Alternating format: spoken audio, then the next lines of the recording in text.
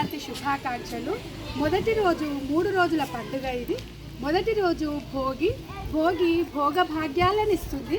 ఎందుకు మరి మనం మంట పెట్టుకుంటామంటే చల్లటి చలికాలంలో వెచ్చవెచ్చటి ఆ మంటలతోటి మనం కాపుకుంటాం కదా, హ్యాపీనెస్ కోసం. అలాగే ఆరోగ్యరీత్యా కాస్త వేడి తీసుకుంటే మనకి ఆరోగ్యానికి మంచిదని, సంతోషం ఉంటుందని ఈ విధంగా మనం భోగి జరుపుకుంటాం. ఆ రోజు సంక్రాంతి రోజు పాలు పొంగిస్తాం కదా నాన్న.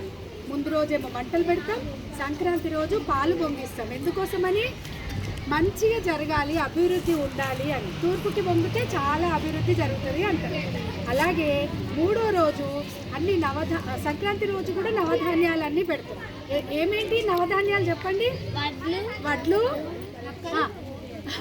ఓకే, వడ్లు కావచ్చు, జొన్నలు, రాగులు, సజ్జలు, కందులు, మినుములు, ఏవి ఉంటే అవన్నీ కూడా నవధాన్యాల కిందకే వస్తాయి. అవన్నీ కూడా పెట్టి బొబ్బెమ్మలను ఎందుకు పెడతారంటే ఆవు మనకు దేవత కదా.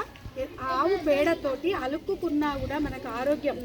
అలాగే ఆవు పెంటతోటి మనం బొబ్బెమ్మలు చేస్తే అవి మహాలక్ష్మి స్వరూపం. ఎందుకని అవి మట్టిలో కరిగి పొలాలలోకి వెళ్తే పొలాలలో మంచిగా పంట పండుతుందని ఉద్దేశం అన్నమాట.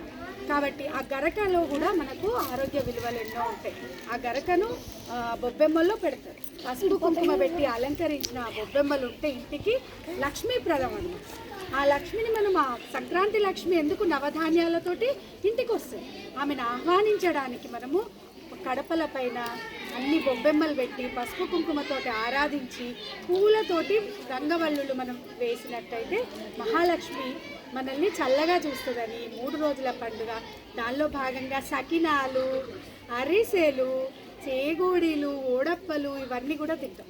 అంతకంటే ఎక్కువ ముఖ్యమైనది నువ్వులతో చేసినటువంటి బెల్లం, అలాగే మినుములతో చేసినటువంటి బెల్లంతో తయారు చేసిన ముద్దలు. ఇవి ఆరోగ్యానికి చాలా మంచిది. కాబట్టి ఏం తినాలి మీరు? నువ్వుల ముద్దలు తినాలి, సరేనా?